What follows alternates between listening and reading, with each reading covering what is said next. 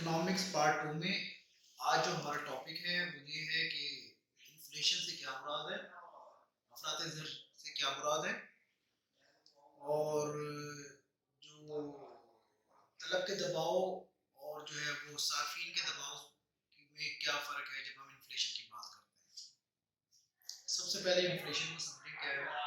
یہ لفظ افراط زر کا بارہا یوز ہوتا ہے جب کسی ملک کے اندر چیزوں کی قیمتیں تیزی کے ساتھ بڑھنا شروع ہو جائیں اور کرنسی کی ویلیو کم ہونا شروع ہو جائے تو کہا جاتا ہے کہ ملک میں افراط زر پیدا ہو گئی۔ ایک کنڈیشن یہ ہے کہ قیمتیں بڑھنا شروع ہو جائیں تیزی کے ساتھ، اور جو ہے وہ جو قیمتوں کے مقابلے میں زر کی جو ویلیو ہے وہ کم ہونا شروع ہو جائے، اور دوسری کیا ہے کہ طلب بڑھتی جائے اور اس کے مقابلے میں رسد جو ہے وہ کم ہو جائے، اور اگر رسد بڑھے تو مقدار اشیاء و خدمات کی کم ہو جائے تو یہ کنڈیشن ہے کس چیز کی؟ افراط زر کی، جس کو مختلف اکانومسٹ نے کہا۔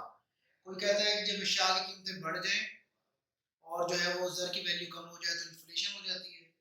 کوئی کہتا ہے کہ جناب جب چیزوں کی طلب بڑھ جائے اور اس کے مقابلے میں ان کی رسد گھٹنا شروع ہو جائے، کم ہونا شروع ہو جائے، تب انفلیشن ہو جاتی ہے۔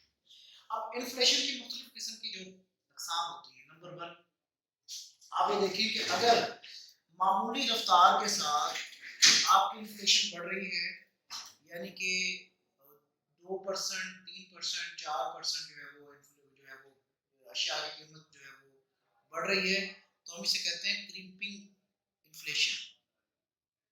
اور اگر اشیاء کی قیمت جو ہے وہ 10 سالوں کے اندر جو ہے وہ کیا ہو رہی ہے، دگنی ہو رہی ہے، بڑھ رہی ہے، تو ہم اسے کیا کہیں گے؟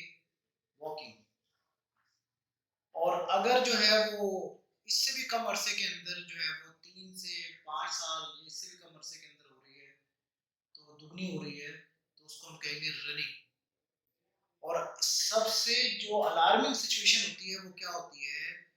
جب انفلیشن ایک سال میں، ایک ماہ میں یا ایک ہفتے میں اشیاء اور خدمات کی قیمت ڈبل ہو جائے تو ہم کیا کہتے ہیں کہ یہ ہائپر انفلیشن ہے،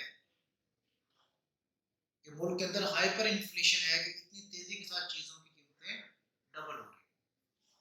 اب یہ دیکھیں کہ طلب کا دباؤ اور صارفین کے دباؤ سے کیا مراد ہے۔ طلب کا دباؤ جیسے میں نے آپ کو بتایا، جب اشیاء اور خدمات کی طلب بڑھ جائے اور اس کے مقابلے میں اس کی رسد نہ ہو، کم ہو، تو ہم کہتے ہیں کہ طلب کے دباؤ کی وجہ سے ملک کے اندر انفلیشن آ گیا۔ سمجھ آ رہی میری بات؟ کہ طلب تو ہے لیکن اس کے مقابلے میں رسد نہیں ہے، اور اگر رسد ہے تو مقدار نہیں۔ سمجھ آئی؟ تو وہ ایک انفلیشن ہے۔ اب انفلیشن کی کئی وجوہات ہوتی ہیں، ٹھیک ہے۔ پیداوار میں کمی بھی انفلیشن کا سبب بنتی ہے، آبادی کا بڑھاؤ بھی انفلیشن کا سبب بنتا ہے، خسارے کی انویسٹمنٹ بھی جو ہے وہ انفلیشن کا سبب بنتی ہے۔ سمجھ آ رہی میری بات؟ اس طرح اور بہت سارے ریزنز ہیں۔ اب اس کی طرح جب آپ کو سمجھ آ گئے طلب کے دباؤ کی وجہ سے بھی انفلیشن بڑھتی ہے۔ اب دوسرا کیا ہے کہ صارفین کا دباؤ۔ صارفین کون سے ہوتے ہیں؟ عاملین پیدائش، زمین، محنت، سرمایہ اور تنظیم۔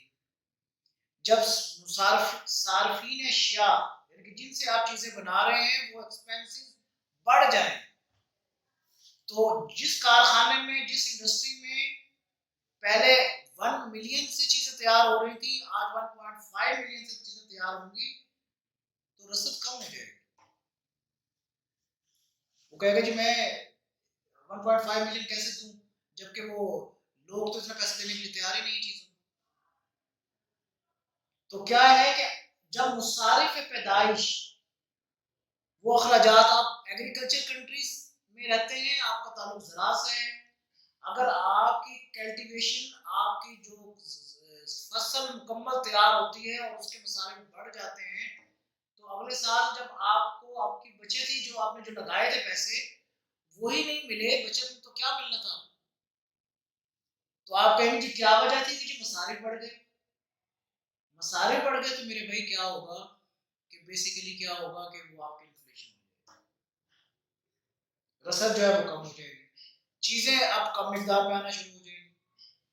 ٹھیک ہے، تو یہ کیا ہے کہ یہ آج کے ٹاپک میں کہ ہمارا انفلیشن کیا ہے اسے کہتے ہیں، اور دباؤ، طلب کے دباؤ اور جو ہے وہ صارفین کے دباؤ سے انفلیشن کیسے پیدا ہوتی ہے. تو یہ آج ہمارا یہ ٹاپک تھا، امید ہے کہ آپ کو سمجھ آئی ہوگی. کل ہم پاکستان میں انفلیشن کے اسباب انشاءاللہ تعالی ڈیٹیل میں پڑھیں گے.